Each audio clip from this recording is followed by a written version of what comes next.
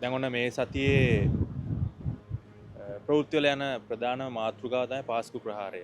අපි දන්නවා මේ ආණ්ඩුව බලයට ආවේ පාස්කු ප්‍රහාරයට ඒ චූදිතයන්ට දඬුවම් දෙනවා කියලා. ලොකු ආందోලනයක් කරලා ඊයේ නඩුවේදී තොරතුරු විශාල ප්‍රමාණයක් අනාවරණය වුණා. ඒත් සමගම අපි දැක්ක විපක්ෂයේ බොහෝ පිරිස් සෑහෙන කලබල වෙලා තියෙනවා. අපි දැක්ක නාමල් රාජපක්ෂ හිටපු ඇමතිතුමා එක්ස්පනි විඩියෝ පව දාලා තියෙනවා මේ රජයේ මුදල් අවභාවිතා කරමින් ප්‍රංශයට විමර්ශන නිලධාරීන් ගියේ ඇයි කියලා. මේ තමන්ගේ සහ පිල්ලියන්ගේ මේ සම්බන්ධතාවල් අනාවරණය කරගන්න. මේ ගැන මොකද්ද කියන්න තියෙන්නේ? ඇත්තටම ඉතින් මේ ඉතාම වැදගත් ප්‍රශ්නයක්. මේක කාලෝචිත ප්‍රශ්නයක්. හැබැයි මම හිතන විදිහට මේ දැන් හොරු ගොඩක් එහෙම නැත්නම් මිනිමරුවෝ මේ දූෂිතයෝ දැන් කලබල වෙලා තියෙන එකෙන්ම අපිට පැහැදිලි වෙන්නේ මේ අයට දැන් බේරුමක් නැහැ. ඉස්සරහට මේ අයට අනිවාර්යයෙන් නීති ඉදිරියට ගිහලා මෙයාට දඬුවම් විඳින්න සිද්ධ වෙනවා කියන එක මේ අය සක්සුසක්සේ දන්නවා.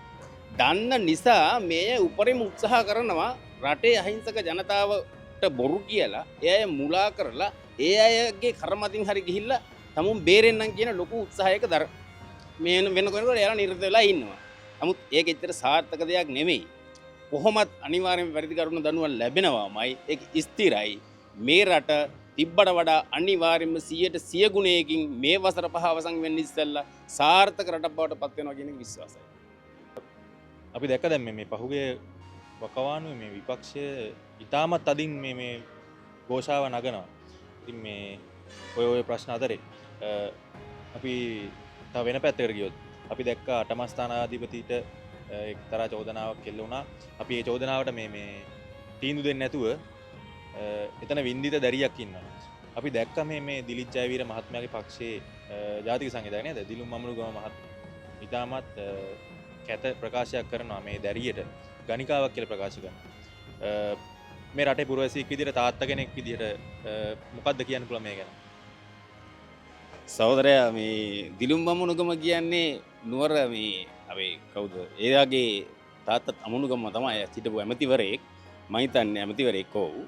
ඉතින් දිලුම් මමුණුගම කියන්නේ දේශපාලනයේ ඇවිල්ලා අඳබාලයක් හැටියට තමයි මට දකින්න පුළුවන්. මොකද එයා ආවේ නුවර දිස්ත්‍රික්කයේ තාත්තගේ නමින් එයා ඡන්දගත් අරගෙන තමයි මේ දේශපාලනයට ආවේ. තාත්තද මාමද මන් දන්නේ නැහැ. මං හිතන්නේ ඉතින් එහෙම ඥාතිකමක් මොකක් හරි තියෙනවා. එහෙම තමයි එයා දේශපාලනයට ආවේ. එයා ඇවිල්ලා මේ දේශපාලන විද්‍යාවේ මං හිතන්නේ දේශපාලන විද්‍යාව ඇඩ්වාන්ස් ලෙවල්ටත් කරපු ඉනියද කියන එක මම දන්නේ නැහැ.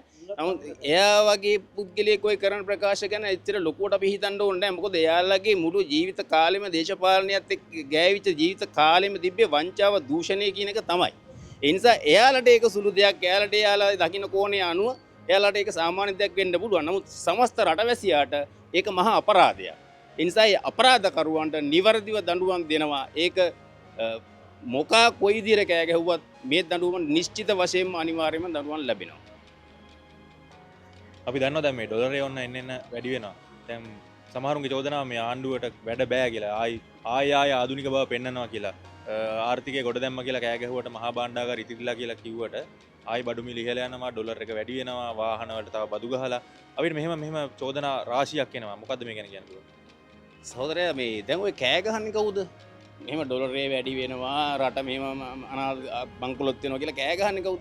කෑ ගහන්නේ අර පහුගිය කාලේ මෙතෙක් කාලයක් රට අවුරුදු 75ක්ම විනාශ කරන්න දායක වෙච්ච එහෙම නැත්නම් මේ රට පාලනය කරපු දේශපාලනයින්ගේ දංකුඩ කාපු උන්ට මං ඒවා මේ වෙනකොට නැති වෙනකොට උන් තමයි මේ කෑ ගහන්නේ. වෙන රටේ මිනිස්සු කෑ ගහන්නේ නැහැ. රටේ මිනිස්සුන්ට එහෙම ප්‍රශ්නයක් නැහැ. රටේ මිනිස්සු දකිනවා මේ රටේ වෙන සංවර්ධනයේ, රටේ නීති හරියට ක්‍රියාත්මක වෙන විදිය, නීති හැමෝටම පොදුවේ ක්‍රියාත්මක වෙන විදිය. ඉතින් රටේ මිනිස්සු මේවා දකිනවා. ඒ නිසා මේ ගැන කෑ ගහන්නේ, මේ ගැන ඔය උදම්මනන්නේ, එහෙම නැත්නම් වෙන චෝදනා නගන්නේ ඒ අර දංකුඩ කාපු කට්ටිය. ඉතින් ඒ කට්ටිය කියන දේවල් බොහොම සුළු පිරිසක්. දැන් මහා ලොකුට කෑ ගහනවානේ මේ අපිට මෙච්චර බලයක් තියෙන, මෙච්චර සංඛ්‍යාවක් ඉන්න, මෙච්චර මේ සෙනගක් ඉන්නවා කියලා පිට. පුළුවන් නම් අඩුම ගානේ ඔය කියන කට්ටිය එකතු කරගෙන ඔය කියන අමාත්‍යාංශයකට හරි දෙපාර්තමේන්තුවකට හරි ගිහිල්ලා මේක වැරදි, මේක වෙන්නේ මෙහෙ දිර විය යුත්තේ කියලා ඔප්පු කරන්න අඩුම ගානේ 10-15000ක් එකතු කරගෙන එන්න කියන්නේ. එහෙම වෙන්නේ නැහැ. එහෙම කරන්න බෑ. මොකද මේ මිනිස්සුන්ගේ බොරු අහලා රටේ මිනිස්සු දැන් හොඳටම හෙම්බත් වෙලා ඉන්නේ. ඒ නිසා මේවා බොරු, මේවා අසාධාරණ දේවල් කියන එක මිනිස්සු රටේ තේරුම් අරගෙන තමයි ජාතික ජන බලවේගයට 2025 දී 2024 8වෙනි මාසේ 21 වෙනිදා බලය දුන්නේ. ජනාධිපතිවරයා ප්‍රමුඛ මේ ආණ්ඩුව පිහිටවන්න ජාතික ජනබලයේකට බලය දුන්නේ මෙතෙක් කාලයක් කරපු බොරුව රටේ මිනිස්සු තේරුම් ගත්ත නිසා. ඒ නිසා තවදුරටත් රටේ මිනිස්සු රැවටෙන්නේ නැහැ. ආණ්ඩුව යන විදිය හොඳයිද මොකද පේන්නේ? සමස්තයක් වශයෙන් හොඳයි කියලා තමයි මට කියන්න පුළුවන්. එකින් එක විග්‍රහ කරන්න ඒක මිනිස්සු දන්නවා. අපි කොච්චර කිව්වත් මිනිස්සුන්ට පැහැදිලි. මිනිස්සුන්ට ඇස් තියෙනවා, මිනිස්සුන්ට මොළයක් තියෙනවා, මිනිස්සුන්ට කන් තියෙනවා. මිනිස්සුන් රූප අඳුරන සියලු දෙනාගේම අපි අමුතුවෙන් පැහැදිලි කරලා මිනිස්සු වටහාගෙන ඉන්නවා. කෙටියෙන් කියන්න තියෙන්නේ කොච්චර දැඟලුවත් ඉතින් හොඳ පැත්තට යනවා, නරක පැත්තට යනවා විතරයි කෙටියෙන් මට තීමර දෙන්නේ. සියලු දෙනාට ජයව තමයි කියන්න තියෙන්නේ. හැබැයි මේ ඔයගොල්ලෝ කිව්වට මේ ආණ්ඩුව තව ගොඩක් කල් තියෙනවා කියලා අපිට පේනවානේ මේ දවස් ගානේ හැමතැනම රැස්වීම් තියෙනවා, ඇමතිවරු එකතු වෙලා රැස්වීම් කරනවා, ගෙවල් වටලනවා. මේ උන් කියන්නේ නම් තව පොය දෙක තුනයි මේ ආණ්ඩුව වැටෙනවා කියලා. අනුරට තව වැඩ බෑ ගෙදර යන්න කියලා තමයි කියන්නේ නම්. අපිට සැකයක් එනවා මේ ඔය කිව්වට මේ ආණ්ඩුව ස්ථාවරයි කියලා මේ විදිහට මේ අපිට පේනවානේ පහුගිය ආණ්ඩුවල ඔක්කොම එකතු වෙලා දැන් මේ සාකච්ඡා කරන අලුත් මොකද උපාය මාර්ග උපක්‍රම මේ අත්හදා බලනවලු. සහෝදරයා ඉස්සෙල්ලා ප්‍රශ්නෙටත් මට උත්තරයක් දෙන්න බැරුණා. මොකද අර මේ ඩොලරේ ඉහළ යනවා කියන කතාවට ඇත්ත ඩොලරේ ඉහළ යනවා තමයි. මොකද මේක මේ රට තාම මේ සංවර්ධිත රටක් නෙමෙයි. මේක මැද පෙරදිග අර්බුදයත් එක්ක මේක තේරුම් ගන්න මිනිස්සුන්ට දැනෙන මිනිස්සුන්ට මේක තේරුම් ගන්න පුළුවන්. මැද පෙරදිග අර්බුදයත් එක්ක ඩොලරේ ඉහළ යනවා මේක අපේ රටේ විතරක් නෙමෙයි සිද්ධ වෙච්ච එකක් නෙමෙයි. මේක සමස්ත මුළු ලෝකෙටම බලපාපු ක්‍රියාවලියක්. ඒ නිසා මේකේදී මේ ඒ ගැන අපි හිතන්න ඕනේ නැහැ වැඩි. දැන් අනුරට වැඩ බෑ කියලා කියනවනේ. තාම වැඩ පටන් ගත්තේ නැහැ. වැඩ පටන් ගත්තේ නැහැ කියලා කියන්නේ මේ රට සංවර්ධනය කරන වැඩ නෙමෙයි. දැන් ඒක යනවා. ඒක 100%ක්ම සාර්ථකව රට සංවර්ධනය වෙමින් පවතිනවා. ඒ වගේම ක්ලීන් ශ්‍රී ලංකා කියන වැඩසටහන සහෝදරයා මේක මේ රටේ තියෙන මේ ඔය අහුමුළු සුද්ධ කරන එකවත් එහෙම නැත්නම් මේ ඉඩකඩම් සුද්ධ කරන එකවත් නෙමෙයි. රටේ සමස්ත මහජනයාගේ බ්‍රේන් එකත් වොෂ් කරගෙන යන ගමනක් ඒක.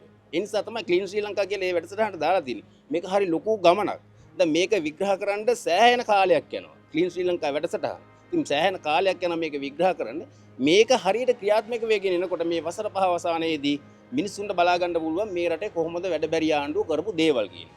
ඒ නිසා අපි ඔප්පු කරලා පෙන්නන්නම්. අපි කයිවාරු ගහලා කරන්නේ නැහැ වැඩ. ඒ නිසා ඔප්පු කරලම පෙන්නන්නම්. වසර 5ක් ඉවසගෙන ඉන්න. ඇත්ත වශයෙන්ම කියන්න පුළුවන් ගොඩාක් දේවල් තියෙනවා. අද අපේ රට ගත්තත් මුතු ඇටයක් කියලානේ කියන්නේ ඉන්දියන් සාගරයක්. ඒ වගේ මේ මුතු ඇටේ මේ සාගරයේ ඇත්තම අද අපේ රටට හරිම දුක්බර කතාවක් තමයි අපේ ජනසතු වෙච්ච සීලුම දේවල්. ජනසතු වෙච්ච අපේ සීලුම දේවල් හැම දෙයක්ම නැති වුණේ මං ආන්නේ මේ ශ්‍රී ලාංකිකයනි. ශ්‍රී ලාංකික මේ සිළු සහෝදරවරුන්ගෙන් ආන්නේ හැම කෙනෙක්ගෙම ආන්නේ අපේ ජනසතු වෙච්ච දේවල් මේ අනුරමාත්‍යද නැති කරේ. මේක ඉනා වෙන කතාවක් නේ. අපේ ජනසතු වෙච්ච දේවල් ඔක්කොම කොම්පැනි කරා. ඒක අනුරමාත්‍යද කරේ.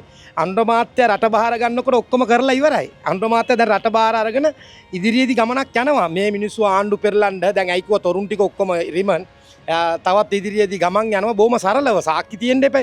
සාක්කි තිබිනකොට තමයි ඒ අයලව ඇතුළට දාන්න පුළුවන්. සාක්කි ඉල්ලනවනේ. ඒව ඔක්කොම ඔප්පු කරන්න ඔක්කොම යටපත් කරලා ඒවා දැන් අලුත් ක්‍රමයට අදාගෙන යනවා. සාක්කි ඔක්කොම ඉදිරියට ඉදිරිය මේ අවුරුදු 5 හොඳ ගමනක් ඇත්ත වශයෙන්ම අනුරමාත්‍ය ගෙනියනවා. බොහොම සරලව ගෙනියන්නේ. මේමනේ දැන් ලෙඩ්ඩු කලබල වුණාට ડોක්ටර් කලබල නැහැ. ඒකින්ද අනුරමාත්‍ය කවදාවත් කලබල වෙන්නේ නැහැ. බොහොම සරලව මේ ආණ්ඩුව ගෙනියන්නේ. එම නිසා මං කියන්නේ මේ ජනතාව පෞගිය කාලය අකවානුව කුල දැන් ඔය එළවපු මිනිස්සු ඔක්කොම ආයි මේ නිකම් බොරුවට ඇවිල්ලා බොරුවට සාකච්ඡා කරන බොරුවට ඒ හොරකම් කරලා මේ රට ඔක්කොම අන්තියනකම් නැතුණා. අපේ රටේ යුද්ධයක් තිබුණා. යුද්ධෙන් මොනවාද වුනේ? ඒක සරත් ෆොන්සේකා මහත්මයා ඇත්තම හොඳ සෙබලෙක්. ඇත්තටම රටේ හොඳ ඇත්තටම හරි අපි ආසයි මේ සරත් පොන්සේකා මහත්තයාට මේ අනුර ජනාධිපතිතුමාගෙන් ඉල්ලනවා සරත් පොන්සේකා මහත්තයාත් මේකට ගන්න කියලා. ඇයි දන්නවද? එතකොට ඇත්තටම යා රටේ ඇත්තටම මේ හොඳ මේ රට වෙනුවෙන් සටන් කරපු වීරයෙක්. ඒ වීරයව මොනාරි දෙන්න ඕනේ කියලා අපි අතුකරු ජනාධිපතිතුමගෙන් ඉල්ලා සිටිනවා. අනාගතේ ඇත්තටම ජනාධිපතිතුමා මේ ඉපදෙන දරුවට පවා වග කියයි කියලා අපේ ප්‍රාර්ථනාවක් තියෙනවා. ඇත්තටම අපි ජනාධිපතිතුමාට නිරෝගී ජීවිතයක් ලැබේවා කියලා ප්‍රාර්ථනා කරනවා. මේ රට සීලුම ශ්‍රී ලාංකිකයන්ට හැම කෙනෙක්ම දුප්පත් මිනිහාගේ ඉඳලා හැම කෙනෙකුටම සාධාරණ ලෙස මේ රටට ඉටු කරනවා කියලා අනිවාර්යයි අතුගරු ජනාධිපතිතුමා අනුර දිසානායක මහත්තයා ඇර මේ රට ගෙනියන්න කෙනෙක් නැහැ කියලා මං ස්ථීරවම කියනවා. ජයෙන් ජය වේවා. කිරියෙන් පැනියෙන් මේ රටට ඉතිරි වේවා කියලා මං ප්‍රාර්ථනා කරනවා. අනුර මහත්තයාට ජය වේවා කියලා ප්‍රාර්ථනා කරමින් ඉතිරි අනාගතයේ සීලම ශ්‍රී ලාංකිකයන්ට එකතු වෙන්න කියලා ප්‍රාර්ථනා කරමින් මගේ වචන ස්වල්පය මං අවසන් කරනවා.